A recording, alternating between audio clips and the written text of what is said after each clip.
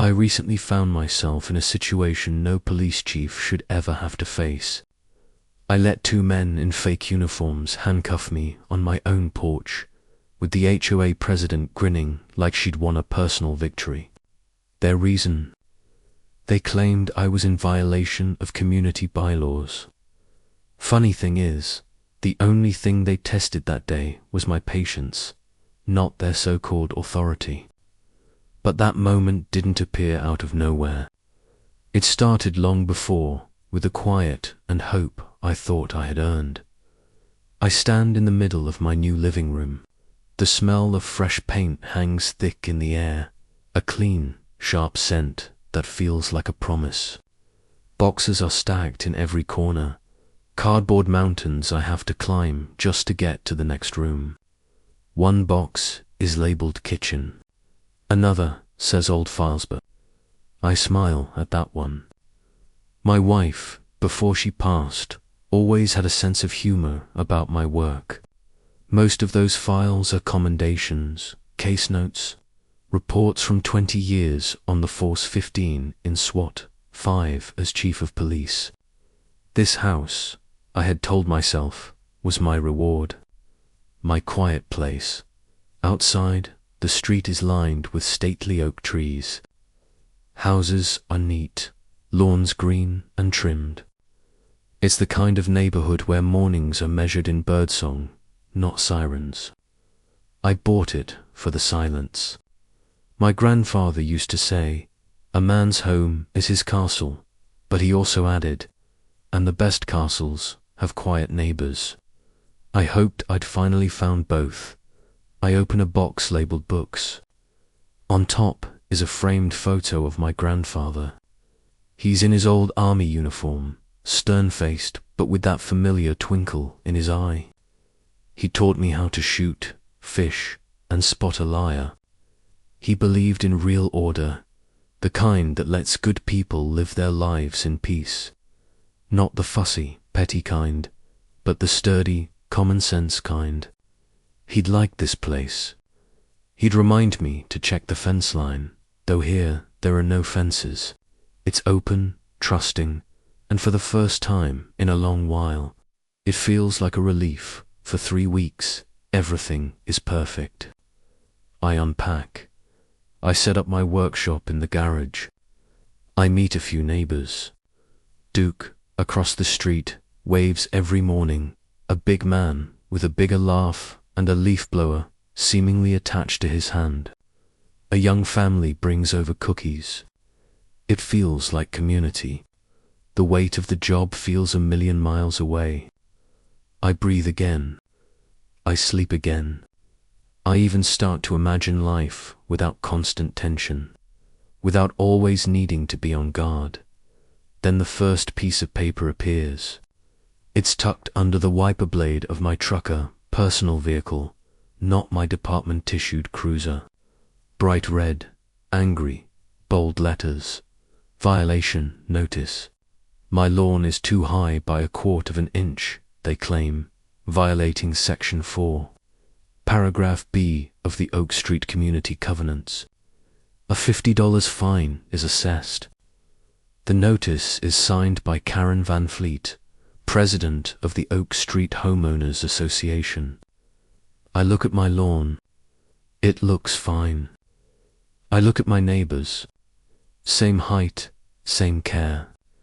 A familiar tightening spreads through my gut, the sensation I get when a bully is picking on someone smaller than themselves. Not anger, not yet. A cold, heavy sense of duty. I fold the notice and put it in my pocket, deciding to ignore it. A mistake, I know, but it's my day off, and I want to pretend I'm just a man in a new house, not a cop trained to smell a rat.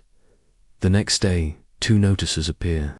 One for the lawn, a new one for my trash can, visible 3 hours past pickup time. That fine is $75. Total now, $125. Efficient, I'll give her that. But the notices start to feel less like a nuisance and more like a test. She's probing, seeing if there's resistance, seeing if the dog bites. Words like immediate compliance and further action appear, sprinkled through the boilerplate, intended to intimidate, meant to scare ordinary people into submission. My grandfather's face comes to mind. He'd call this a pocket tyrant, small person making a lot of noise to feel important. But he'd also tell me, you don't let a weed take over your garden. Pull it up by the roots. I glance out the window. A woman walks a tiny yapping dog, clipboard in hand. Sharp features, a haircut precise enough to level a picture frame. She stops in front of my house and our eyes meet. No smile, pure smugness. The look of a queen surveying her domain. My quiet street doesn't feel so quiet anymore. It feels occupied. The test is over. It's time to respond. For a man like me, there's only one way to deal with a bully wrapped in fake authority. You don't just prove her wrong. You dismantle her world with the real thing. She's about to learn what happens when she tangles with a chief of police. Her little game is over. My game is just beginning. The next morning, I drive downtown, not to the police department, but to the county clerk's office. The building is old, marble and dust thick in the air. It smells of paper, of bureaucracy, of truth. Facts live here. They don't bend for ego or bluster. They are stubborn, solid, unshakable at the public records counter. A tired woman with glasses on a chain looks up at me over a mountain of files. "Can I help you?" she asks flatly. "Yes, ma'am," I say. "I need the incorporation papers and any filed covenants for a homeowners association." Name, Oak Street Homeowners Association. She types, slowly, deliberately, squints, types again. A third time. Then sighs, the kind of sigh that says, "You're wasting my day." "Not in this county," she says. I nod. Expected, but expecting is different from proving. "Any variations?" I ask. "Oak Street community, Oak Street neighbors." "Anything?" More typing, more squinting, more nothing. "No HOA, not for this subdivision. Zoned single family back in the 70s. No covenants filed, not even a trace." I show her a red notice. She holds it up to the light. A small, humorless smile touches her lips. "Ah," she says, "one of these. Happens often. Someone decides they're queen of the block. Prince letterhead. Most people pay. They don't want trouble. That's what keeps the bully alive, the fear of making waves. They count on quiet people. I need a certified letter, something stating that an official search confirmed no HOA by that name, no covenants in county records." She smiles wider. Official letterhead, notarized seal, $25. I take 2 copies while she prepares them. I think of Karen Van Fleet, the audacity to invent an organization and use it to extort neighbors. Fraud, conspiracy, a direct attack on law and order, a shadow government on one street, run by one person's whims. When does order stop serving people? When it's disconnected from truth and consent. My grandfather served in a war against people who wrote rules for others. He knew what happens when lies grow into power. This little HOA is a symptom of that sickness. The clerk returns with 2 crisp documents, verified against the state business registry. No HOA, no corporation, no legal claim under any variation of the name. The seal on the bottom is raised, heavy in my hand. Simple, quiet, powerful, a weapon of paper and truth. I could go home right now. I could walk over to Karen's house, hand her this paper, and tell her to stop. I could show it to my neighbors. The game would be over. But that's not enough. It's not enough because she wouldn't stop. She just move, or change the name, or find a new crop of victims. You don't scare a wolf away from the sheep. You cage it. The letter from the clerk proves she has no authority. But it doesn't prove her crimes. For that, I need more. I need to let her keep playing her game. I need to give her more rope. I need her to escalate. I need to catch her and anyone working with her in the act so undeniable, so brazen that a judge will have no choice but to make an example of her. This isn't about a $50 fine anymore. It's not even about my street. It's about all the people who have been bullied into paying. The ones who moved away because of the harassment. I can see their files in my mind. Even though I haven't found them yet, I know they exist. Bullies always leave a trail of broken lives. On the drive home, I call my best lieutenant, Danny Reyes. She's me rock at the department. Smart, calm, and knows the law better than most lawyers. Danny, it's Mark. Everything gakey, Chief. You're supposed to be on vacation. Mostly, listen, I need a quiet background check. Off the books for now. A woman named Karen Van Fleet lives on my street. What did she do? Criticize her gardening skills. Danny's humor is as dry as mine. Something like that. I say, just give me the basics. Priors, financials, known associates. Keep it on your desktop only. No official files yet. You got it, she says. Is this going to be one of your projects?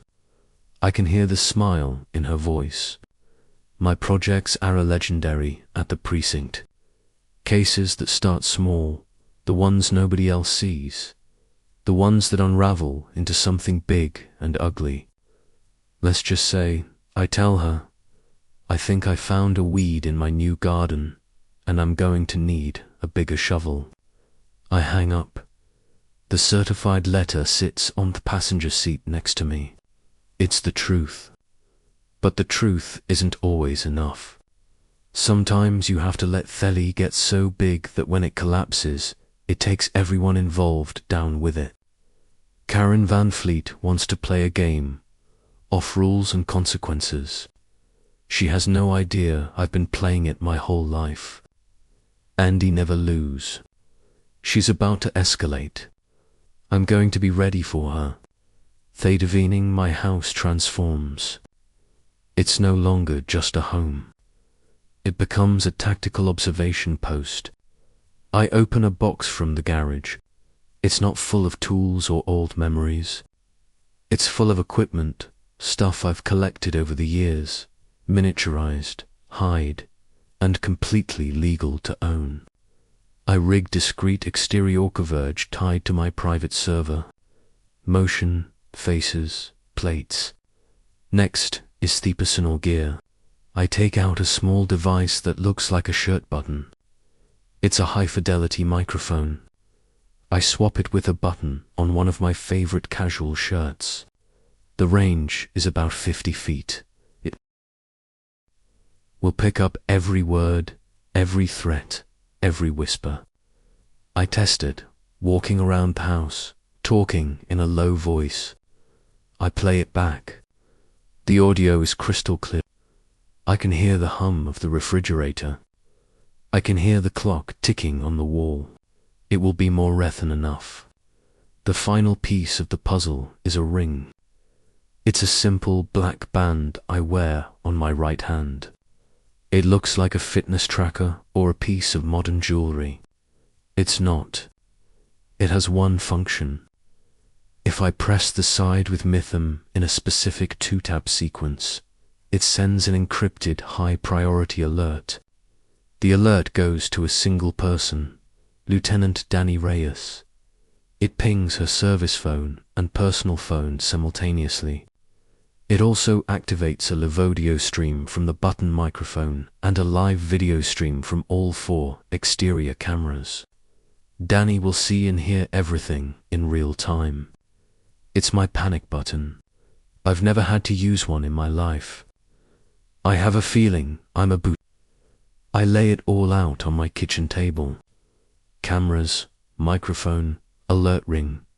It's a strange sight in a house meant for peace and quiet. This is the part of the job I was trying to leave behind. The planning, the anticipation, the cold, methodical preparation for a conflict you know is coming.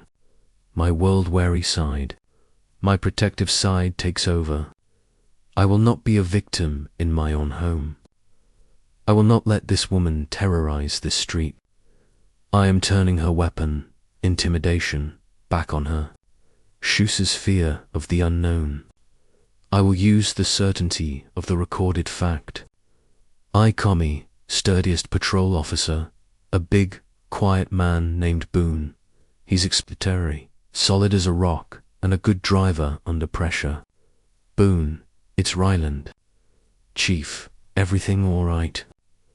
I need you to be on standby for me. Unofficial, might get a call from Lieutenant Reyes. If you do, I need you to grab an unmarked unit and move fast. Can you do that? Yes, sir. Hessies, no questions. That's Boone. I also make 2 phone calls to neighbors. The young family who brought cookies and neighbor Duke across the street. I keep it simple. Hey, this is Mark Ryland from down the street. I'm having a little bit of a disagreement with our friendly neighborhood HOA president. If you see any commotion at my place in the next few days, would you mind filming it with your phone? From your window is fine, just for my own records. Duke laughs. That woman's a piece of work. She tried to find me because my garden gnome wasn't compliant with community aesthetic standards. You got it, Chief. I'll keep an eye out. The other family is more hesitant, but they agree. They're scared. They're exactly the kind of people Karen Van Fleet press. Now I have ear network. Eyes inside, eyes outside, high-tech and low-tech. Everything is in place. All the pieces are on the board. I feel the familiar calm settle over me. The calm before the storm. It's the same feeling I used to get in the back of a SWAT van, rolling silent towards a barricaded door. You've done the prep. You've checked your gear. You've briefed your team. There's nothing left to dobot. Wait for the other side to make their move. And they always do. I sit in my living room and watch the sun go down. Another red notice is on my door. This one is for failure to comply. The fine is now $500. The notice says a lien will be placed on my property. It says legal action is pending. It's all nonsense. Forged documents have no legal power, but they have the power of fear. I crumple it up and toss it in the trash. I am no longer playing defense. I have laid a trap. Now I just need the quarry to step into it. Tomorrow, I expect they will come for me. They will come with threats and fake authority. They will try to make an example of me, and I will let them. I will smile. I will comply. And I will record every single second of it. She thinks this is about a lawn. She has no idea this is about to become a felony investigation, and she is the star witness against herself. The morning arrives grey and damp. It feels like the calm has broken. I put on the shirt with the microphone button. I slip the panic ring onto my finger. I make coffee and wait. I don't thave to wait long. Around 10 o'clock, a dark SUV with tinted windows pulls up to my... It's one of those oversized, aggressive-looking vehicles that people buy to feel tough. It has no official. Two men get out. They are dressed in what they think are police uniforms. From across the sidewalk, the uniforms read as legit. Navy shirts, silver shields, shoulder patches. But crest is wrong, and the numbers don't match on inspection. Clean navy fabric, shiny shields, rental belts. I've trained with cops for 20 years. Cops have a certain way of moving. A practiced economy of motion. These guys are actors, bad ones. A third person gets out of the passenger side. It's Karen Van Fleet. She's wearing a blazer and holding her clipboard like a scepter. She points at my front door. She's giving the two goons their instructions. Her face is a mask of grim satisfaction. I let them take center stage. They walk up my driveway. I see neighbor Duke's curtains twitch across the street.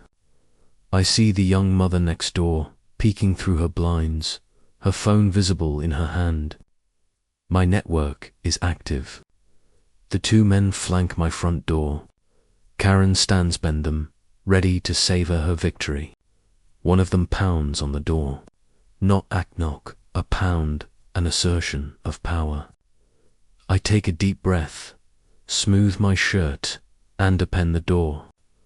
I look at them with a neutral, slightly confused expression, the concerned citizen look. "Can I help you?" I ask. The bigger of the two men puffs out his chest. "Mark Ryland, that's me. We have a warrant for your arrest," he says, holding up a piece of paper. I take it. It's another masterpiece of forgery. It has a fake court seal and a judge's name I know for a fact has been retired for 5 years. The charges are comical. Criminal defiance of community bylaws. That's not a thing. It's legal gibberish meant to sound terrifying. This seems a little extreme for a lawn fine, I say, keeping my voice steady and calm. Karen steps forward, a cruel smile in her face. "You were warned, Mr. Ryland. We don't tolerate lawbreakers on Oak Street. You have brought this on yourself. Now, are you going to comply, or are we going to have to do this the hard way?" I look at the two men. I look at Karen. They are so sure of themselves. They are standing on my property, threatening me with fake documents and fake authority, all because they believe I am just another scared homeowner. This is the moment, the core of their entire criminal enterprise, impersonating peace officers. Extortion while These are serious felonies. These are hard-time charges. I raise my hand slowly, a gesture of surrender. "No trouble," I say. "I'll comply." The relief in their faces is palpable. They were expecting a fight, a shouting match. They don't know what to do with quiet compliance. The bigger one pulls out a pair of cheap, shiny handcuffs. Heffenballs with them. He doesn't know the proper procedure. He yanks my arms behind my back with more force than the metal bites into my wrists. I don't flinch. I look directly at Karen Van Fleet and I smile. It's not a big smile, just a small knowing curve over my lips. It's a smile that says, "You have no idea what you've just done." This smile infuriates her. Her face tightens. "Wipe that stupid grin off your face, Shespitz. You're in serious trouble." The two goons lead me off my porch and down the sidewalk. The perp walk. It's a classic intimidation tactic. They want all my neighbors to see me being arrested. They want to make an example of me. They want to cement their power over this street. What they don't realize is that I want the same thing. I want everyone to see this. Neighbors are filming. My button mic is live. Across street, Duke is on his porch, his phone held high, recording everything. The family next door is filming from their window. It's a beautiful, clear, multi-angle shot of a felony in progress. Neighbors upload raw files, tour, evidence link. Hashers log on and take 4 chain of custody. Timestamps and device IDs attach on upload. Duke's leaf blower coughs to life like a chainsaw clearing its throat. He steps out onto his porch. Just a guy, coffee mug in one hand, blower in the other, pointed nowhere, humming. Karen snaps. Noise violation. 90 decibels. Duke cups an ear. What? Sorry, I only enforce compliant gnomes.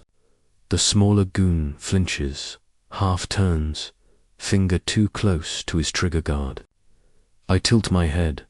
Careful with that prop, hero. He bristles. Karen hisses. Eyes forward, across the street, the young mum's blinds click. Another phone pointed at us. A dog yaps, then another. Their neighborhood is awake and watching, and the goons can feel it. The big one tightens the cuffs to reassert control. I see just enough for the camera and smile at Karen again. Wider this time.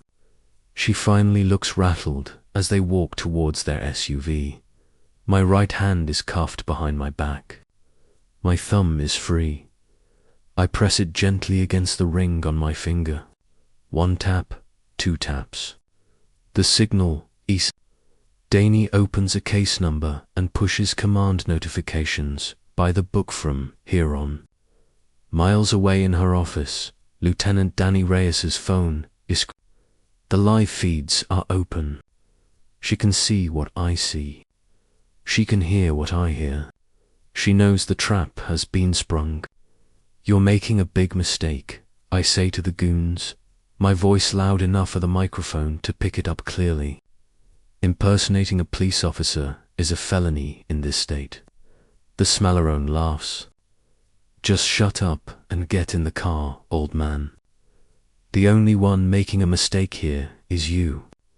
They open the back door of the SUV. Karen stands by, watching, her arms crossed. She is the picture of triumph. She thinks she has won. She thinks she has crushed the one person who dared to defy her. She has just handed me her entire operation on a silver platter. They push me into the back seat. The door slams shut. As they get in the front, I know the first part of the plan is complete. They have taken the bait. Now they are in my world, a world of real cops, real laws, and very real consequences. The SUV starts to move. They think they're taking me away. They have no idea I'm taking them down. The inside of the SUV smells like cheap air, freshener, and stale coffee. The 2 fake cops are in the front seats, chuckling. They're high on their little power trip. Karen isn't with them. Her part was the public humiliation. Their part is the follow-through. Whatever that is, probably drive me around for an hour, threaten me some more, and then dump me in a park somewhere, hoping I'm too scared and embarrassed to do anything about it. It's a classic bully move. Isolate, intimidate, abandon. It works on most people. I am not most people. The man in the passenger seat, the smaller one, turns around to look at me. He has a Weasley face and a not so tough now, are you, Mr. Ryland? Should have just paid the fine. Would have been easier. I just look at him. I don't say a word. Silence is its sound kind of weapon. It unnerves people like him. They need a reaction. They feed on fear and anger. I give them nothing. I am a stone. He scoffs and turns back around. The driver is talking on his phone, his voice low. Yeah, we got him. No problem. He folded like a cheap suit. We're heading out to the spot now. He's reporting in, probably to. This confirms it's an organized effort. Conspiracy. That's another charge to add to the list. I need to make my move. The perb walk gave me the opportunity, but I had to be sure no one was looking directly at me in that split-second. As they were pushing me toward the SUV, I stumbled on purpose. My body leaned against the rear bumper of the vehicle. My cuffed hands were behind me, right against the dark plastic. It was a natural motion, a clumsy man losing his balance. But my hand wasn't clumsy. As my body made contact, my fingers found the small magnetic disc I had palmed from my pocket. It's a GPS tracker, small, powerful, with a battery that lasts for weeks. I had it tucked bet, weaned my fingers, held in place by the pressure of the handcuffs. In the 1 second that I was off balance, I pressed it firmly onto the underside of the bumper. I felt the strong magnet catch the metal frame. Because they abducted them, I tagged the bumper. Danny logs exigency and pushes an E-warrant while units shadow the SUV. The dot joins Thelev tail. Officer safety first. The tracker is live. My team doesn't just have audio and video of the abduction. They have a moving dot on a map. They know exactly where I am, where I'm going, and how fast I'm getting there. The SUV turns onto a main road, picking up speed. The driver is getting cocky. He's weaving through traffic. I look out the window. I see the familiar landmarks of my city. I'm not worried. I have absolute faith in my people, in Danny, in Boone. I know they are already moving. In my mind, I can hear the radio chatter.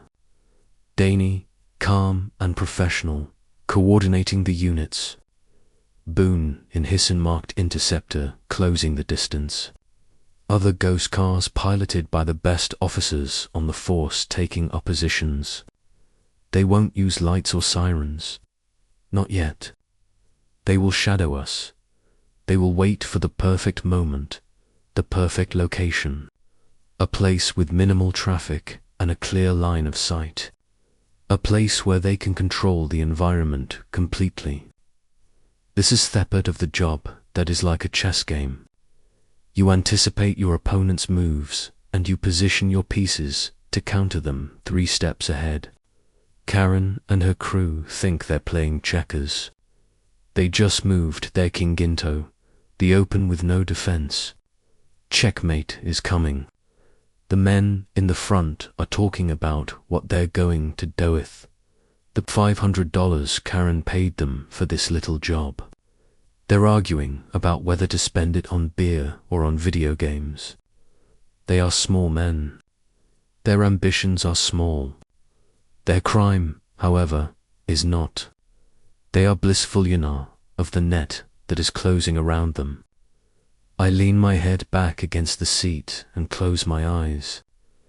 I focus on me breathing. In outside, the same calming exercise I've done 1,000 times before a higher risk breach. Stay calm, stay ready. Let the plan work. SUV takes a sharp right turn, heading towards an industrial park on the outskirts of town. A perfect kill zone. They'd chosen the industrial park. My team waited for a low traffic stretch with clear sight lines. Public safety, first few witnesses, long straight roads, multiple points of entry and exit for my team to block. The passenger turns to me again. Hey, when we let you go, you're going to forget this ever happened. You're going to go home and you're going to pay your fines and you're not going to call the cops. Understand? Because we know where you... It's a direct threat, and it's the last piece of evidence I need. It's all recorded. The impersonation, the abduction, the extortion, the threat. It's a complete package tied up with Aniat little bow. I understand, I say, my voice flat. What I understand is that they have just sealed their fate. They think they're in control. They think they hold all the cards. But outside of Fiscal, a real police operation is reaching its final critical phase. The game is about to change drastically, and they are not going to like the new rules. The SUV slows down as we enter Industrial Park. The trap is set. Now it's time to spring it. The world outside the SUV is a blur of grey warehouses and empty parking lots. The driver is looking for a specific spot, a deserted side road, where they plan to deliver their final speech and leave me. He's so focused on his task, he doesn't see the first car. It's a beat-up construction van that pulls out from a side street ahead of us, moving slowly. It forces him to slow down. He mutters a curse. He's annoyed. He has no idea Thievin is part of the plan. He doesn't see the black sedan that pulls up behind us, boxing us in from the rear. He doesn't notice the dark pickup truck that appears in the lane to our left. A truck I recognize. It's Boone. He's driving. He looks calm. He looks ready. I feel a subtle vibration through the floor of the SUV. I have a small receiver in me. Another old piece of SWAT gear. It's a simple device that gives me haptic feedback. A single short buzz. It's the signal from Danny. Takedown initiated. I brace myself. The construction van in front of us suddenly slams on its brakes. Our driver, caught by surprise, stomps on his own brake pedal. The tires screech on the pavement. We lurch forward. The seatbelt digs into my chest. Behind us, the black sedan closes the gap, its bumper kissing the SUV. To our left, Boone's truck swerves, blocking any chance of a lane change. In a matter of 2 seconds, we are stationary. We are trapped. A perfect rolling box in the driver's knuckles, or white on the steering wheel. What the hell is this? The passenger is looking around, his Weasley face pale with confusion and dawning fear. I don't know, man. I don't know. They still haven't realized what Chopin. They think it's a traffic accident or a road rage incident. Their minds can't make the leap. They can't comprehend that the tables have just been turned so completely, so irrevocably. The doors of these surrounding vehicles fly open. Men and women in full tactical gear emerge. They are not wearing cheap surplus store costumes. They are my people, the city. They carry real weapons, and they move with the fluid, deadly grace of trained professionals. The scene erupts in a cacophony of sound. Not sirens shouted commands. Police, show me your hands. Do it now. The voices airy overlapping, coming from all directions. It's overwhelming. It's designed to be. It shocks the system and shuts down the brain's ability to think or resist. The 2 goons in the front seat freeze. They look like deer caught in the headlights of a freight train. Their tough guy act has evaporated. All that's left is pure and dilated panic. Hands on the dash. Let me see your hands. Boone's voice cuts through the noise. He is standing outside the driver's side door, his weapon aimed squarely at the driver. His expression is unreadable. He is all business. The driver slowly, shakily raises his hands and puts them on the dashboard. The passenger does the same. His hands are trembling. The back doors of the SUV are wrenched open.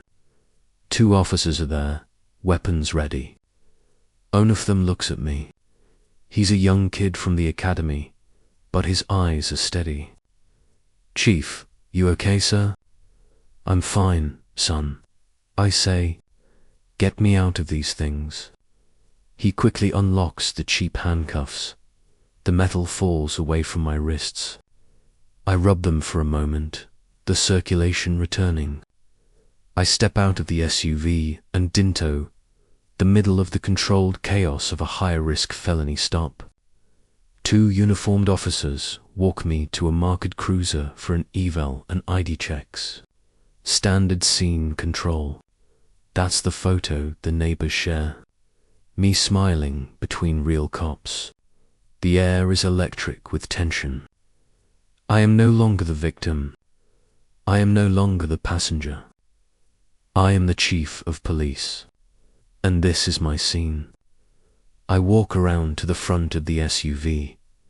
The 2 suspects are being pulled from the vehicle by my officers, their face pressed against the hood.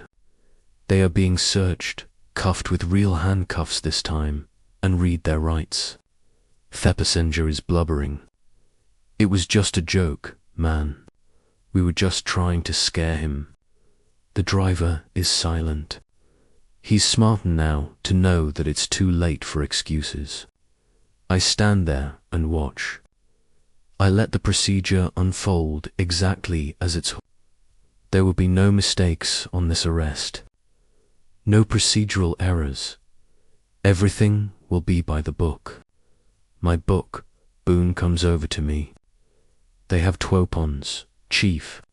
One in a shoulder holster on the passenger. It's a convincing-looking airsoft pistol. The other one was under the driver's seat. It's a 9mm reel, serial numbers. Been filed off. My gut tightens. This just escalated again. From impersonation and kidnapping to a serious federal firearms. Good work, Boone, I say. Let's toss the vehicle. I want it taken apart, piece by piece. Danny Reyes pulls up in her own unmarked car. She gets out, her phone pressed to her ear. She looks at me and gives me a small, sharp nod. Thenode says, "We got them. What's next?"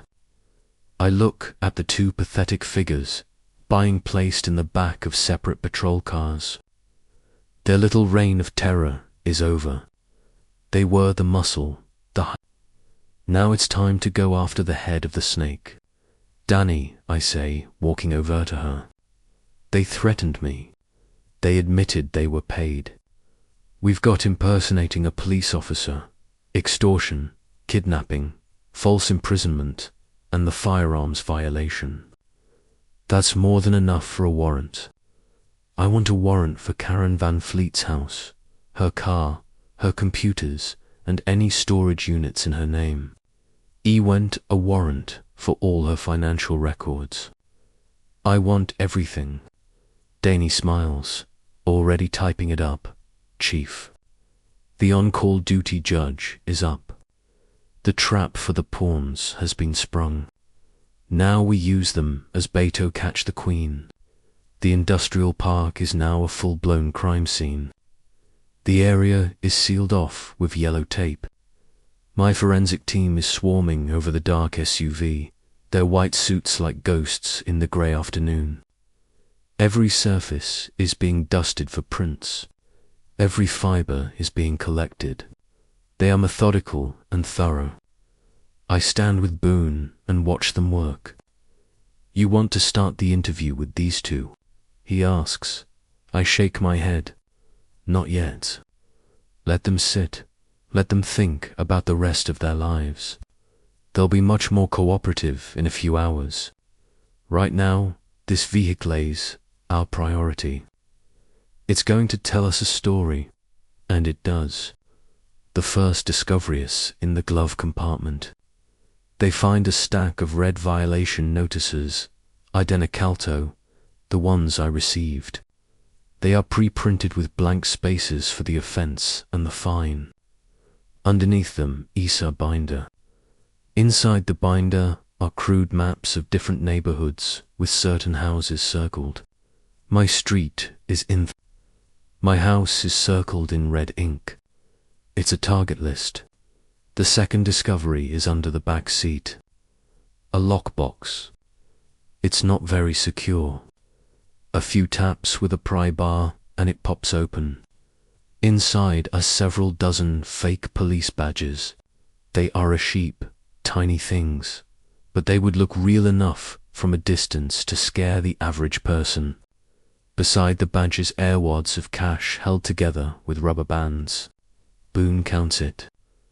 Over $5,000 here, Chief. It's extortion money. Cash payments from scared homeowners who just wanted the harassment to stop. Each bundle of cash has a sticky note on it with an address. It's a receipt book of their crimes. This isn't just Karen's little power trip anymore. This is a criminal enterprise. Racketeering. That's a charge that gets the federal government's attention. The feds love racketeering cases. They come with serious time, forfeit tools, and wider conspiracy reach. The third and most important discovery is a phone. A cheap prepaid burner phone. It's tucked into the side pocket of the driver's door. It's password protected. Danny files a new warrant. The on-call judge signs within minutes, and our lab starts a lawful extraction. I hand it to one of me tech guys. I want everything off this. Text messages, call logs, location. I want to know who they called right before they picked me up and who they called after. Expedited. He nods and rushes off to his van. A mobile tech lab. This phone is the digital thread that will connect these two goons directly to Karen Van Fleet. It will turn their testimony from a he said, she said argument into a verified time-stamped fact. While the search continues, I walk over to the patrol car holding the driver. I open the back door. He looks up at me, his eyes wide with fear. His tough guy act is completely gone.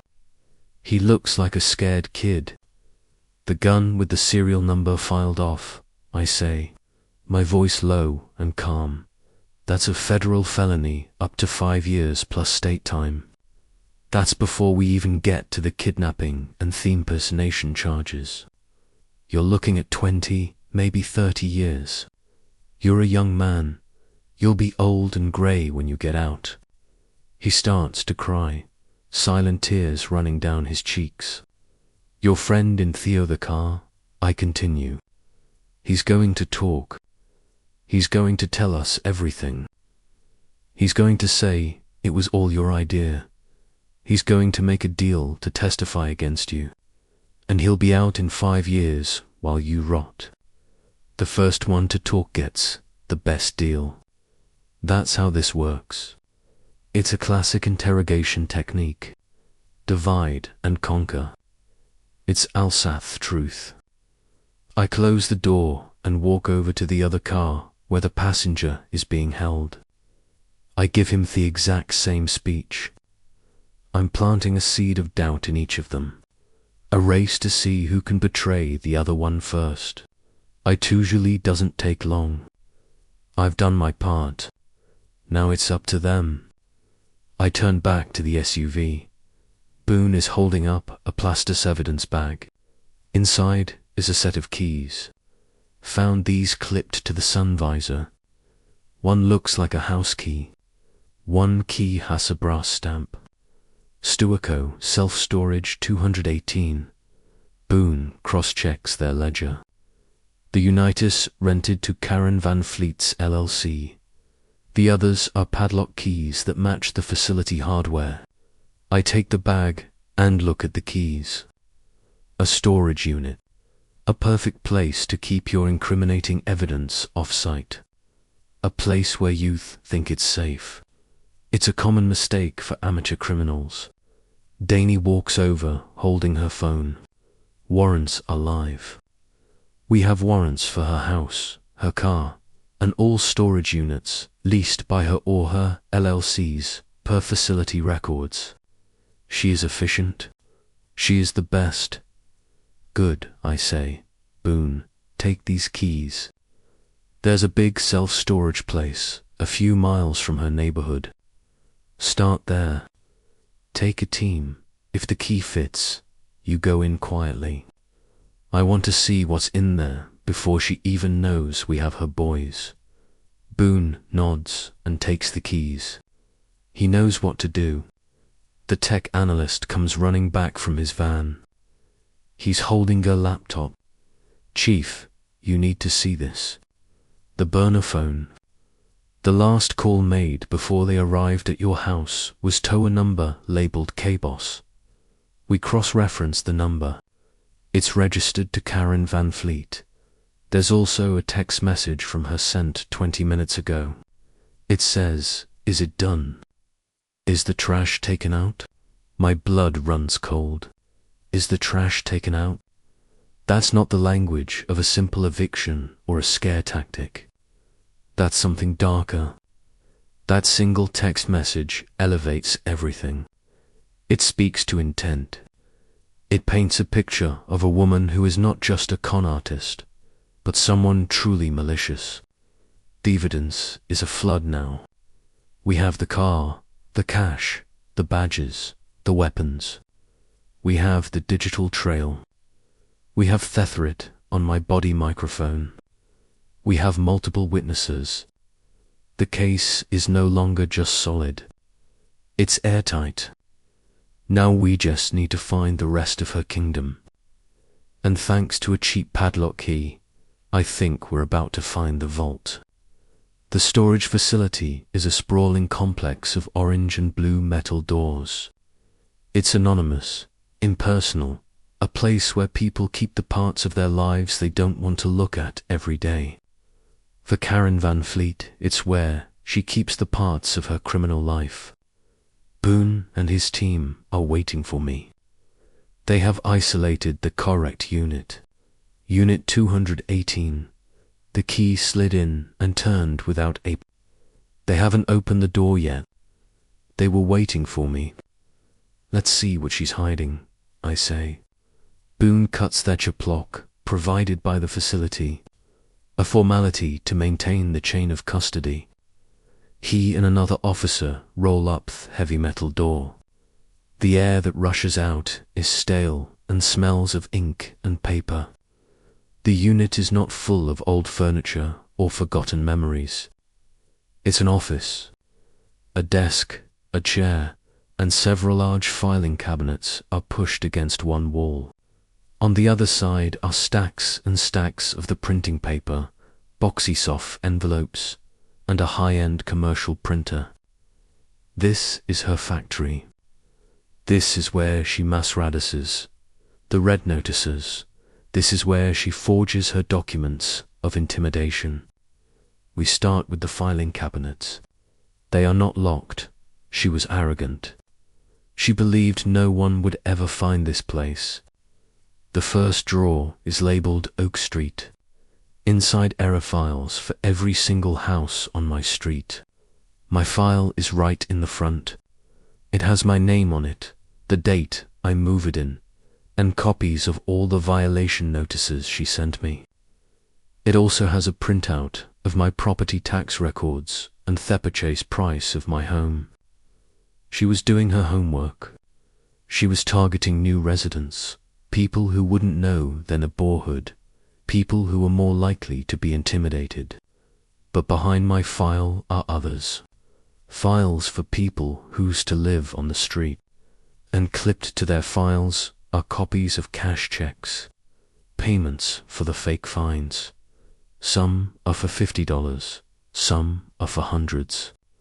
One family paid over $2,000 in a single year for violations, like holiday decorations left up to long and unapproved mailbox color. It's a record of her success. It's a testament to her cruelty.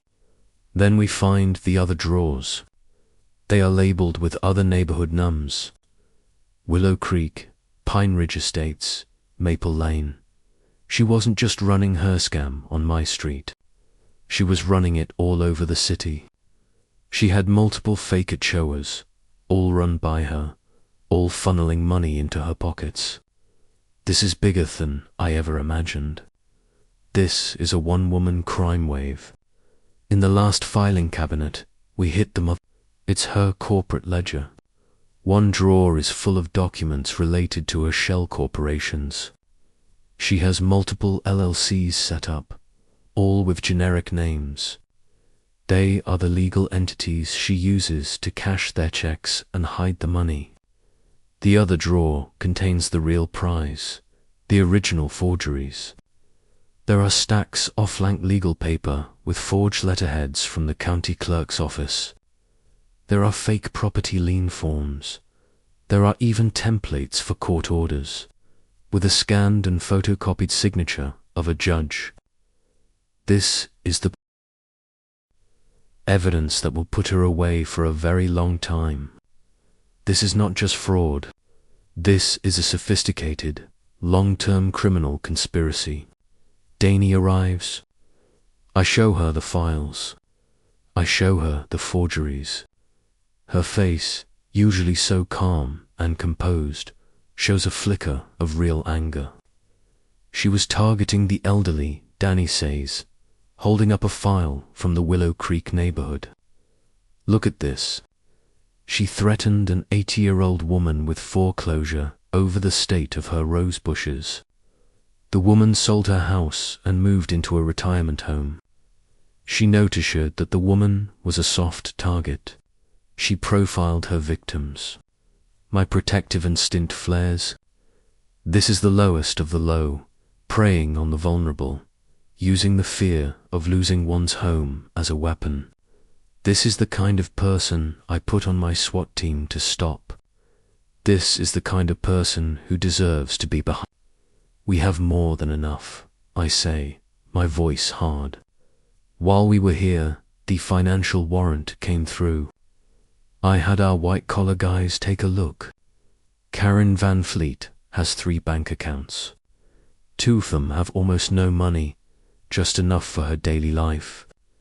The third is a corporate account for one of her LLCs. It has a balance of over $250,000, all of it from deposits that match their checks from these files. The picture is complete. The crime, the victims, the tools, the money. We have it all.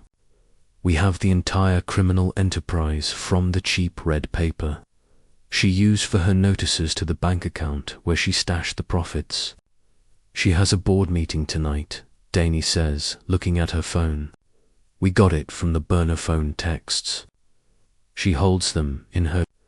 It's her, the 2 goons we have in custody, and a couple of other board members. Probably a few neighbors Shay has roped into her scheme, either through intimidation or a small cut of the profits. A board meeting, the queen in her throne, surrounded by her court. It's perfect. It's a perfect place to end this. Get the team ready, I say to Dunny. We're not going to just knock on her door. We're going to raid that meeting. I want her arrested in front of her entire fake board. I want them all to see what happens when you mock the law. We close the storage unit door. It's no longer just a place of storage. It's a sealed tomb of evidence. Karen Van Fleet's empire is about to come crashing down, and I'm going to be there to watch it fall. She tried to take my home. Now I am going to take her freedom. Unmarked cars are parked at either end of the block. Officers are on foot, hidden in the shadows of the big oak trees. We move with a silence born of years of practice. We are a silent closing fist. I'm with Boone and a small entry team staged in neighbor Duke's. He's inside his house watching his television with the volume turned up loud, pretending nothing is happening, just like I asked him to. From his yard, we have a clear view of Karen Van Fleet's house, specifically her garage. The garage door is closed, but there are lights on inside. We can hear the low murmur of voices. The board meeting is in session. I have a small listening device, a directional microphone aimed at the garage. I can hear Karen's voice. It's sharp, angry, unacceptable.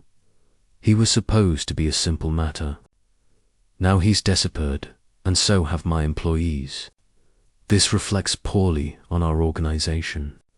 Her organization. The illusion is breathtaking. She's talking about me.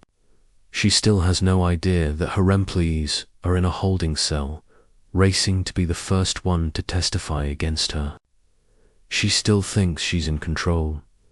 Danny is in my ear, whispering updates from the command post she set up in her car. All units are in place, Chief. We have the house surrounded. No exits are uncovered. We're ready on your go. I look at my team. For good officers, including Boone, they are dressed in plain clothes, but they are wearing tactical vests underneath. They airy-armed, and they are ready. Okay. I whisper into my radio. Let's go, quiet approach. We hit the side door of the garage on my signal. We move across the lawns like shadows. We stick to the darkness between the houses. No one sees us. We reach the side of Karen's house. The small door into the garage is unlocked. Another sign of her arrogance. I put my hand on the door. I can hear her still talking inside. She's lecturing her to other board members, a nervous-looking man and woman I recognize from the neighborhood. They are her sycophants, her enablers. When I find them, Karen is saying they are going to learn a serious lesson about loyalty. I don't let her finish the sentence. I nod to my team. I turn the knob and shove the door open hard. Police, nobody move. I shout. We flood into the garage. The scene is exactly as I pictured it. Karen is standing at a makeshift podium. Her two board members there, sitting at a folding table, looking terrified. For a split second, everyone freezes. Karen's face goes through a rapid series of emotions. First, confusion, then outrage. Finally, as she recognizes me, pure, unadulterated panic. The Queen's castle has been breached. Her reign is over. The two board members put their hands in the air immediately. They want no part of what's coming, but Karen is a cornered rat, and cornered rats fight. She lets out a shriek and shoves the podium over. It crashes to the floor. She makes a run for the interior door that leads into the house. She's not getting away. Boone moves to intercept her. He is faster than he looks. He cuts off her path. She Tristo dodged around him. She's wiry and quick. She actually shoves him, trying to get past. Boone doesn't budge. He's an oak tree. He grabs her arm. She struggles, twisting and kicking. Get your hands off me, she screams. I am the president of the HOA. I have rights. You have the right to remain silent, I say, walking calmly towards her. I pull out my own set of handcuffs, the real ones. I take her other arm with Boone holding one and me holding the other. Her struggling stops. She is trapped. Karen Van Fleet, I say. You are under arrest for extortion, conspiracy to commit fraud, racketeering, criminal in persona, and forgery of a government seal. I clicked the first cuff around her wrist. It makes a loud final sound in the quiet garage. She looks at me, her eyes burning with hatred. You can't do this. I'll sue you. I'll have your badge. I click the second cuff on. You can tell it to the judge, I say. I turn her around to face her two board members, who are now being detained by my other officers. This is what happens, I say, my voice loud enough for everyone to hear. This is what happens when you create your own set of rules. This is what happens when you mock the law. It's over. I lead her out of the garage and into the flashing blue and red lights of the patrol cars that have now pulled up in front of her house. The whole street is lit up. Neighbors are coming out onto their porches. They are seeing the Queen in chains. They are seeing the end of the tyranny. The fear on this street is broken. It's a clean epilogue to a dirty story. As I put her in the back of the patrol car, she gives me one last venomous glare. "You haven't won," she hisses. I just look at her. I don't need to say anything. The flashing lights, the grim-faced officers, the clicking of the car door as it locks her inside, they say it all. She lost. She just hasn't accepted it yet. She will. She'll have a long time to think about it in a very small room with no one to bully. A month later, I'm on my porch with coffee, sun on the railing, kids laughing down the block, Duke waves from his mower. The street feels light again. No notes on doors, no whispers, just peace. The case moved fast. The storage unit, the bank records, the burner phone, the videos. Too much to fight. Her 2 hired men pled out. The driver talks, a federal firearms count filed off serial and stacked state time on impersonation and kidnapping. But the hammer lands on Karen Van Fleet. In court, the judge laid it out plain, a long scheme built on fear. Forged papers and fake badges. He called it a campaign of intimidation against her own neighbors. Sentence: 15 years in federal custody, 3 years supervised release, no contact with victims, and a permanent injunction barring her from any HOA, board, or property management role. The court also ordered forfeit: printers, plates, cash, the SUV, and every shell company account tied to the scam. Restitution is already rolling. A court administrator is cutting checks. Lianche filed are void. Names are cleared. People who moved out get refunds with interest. The state set up a hotline. More victims called. 2 copycat boards in nearby towns went down the next week. Same red paper, same trick. Not anymore. Inside, the last box is gone, and my grandpa's photo sits on the mantel. He liked order, but never worshipped rules. Rules serve people, he used to say. Noth other way. I think about that as I look at my street. Open doors, front yard chats, a real neighborhood again. On my desk at the station, there's a training replica of one of her tin badges. We use the real ones for class asana. How to spot fakes, how to preserve phone video, how to build a clean case. It reminds me that a badge isn't a costume. It's trust. It's work. She tried to run this block with fear. We answered with facts, witnesses, and the law. Slow, steady, final. That's why I bought the house for is back. Not the kind that hides trouble, the kind you earn. This is my home. Thesia, my people. The fence line is clear again.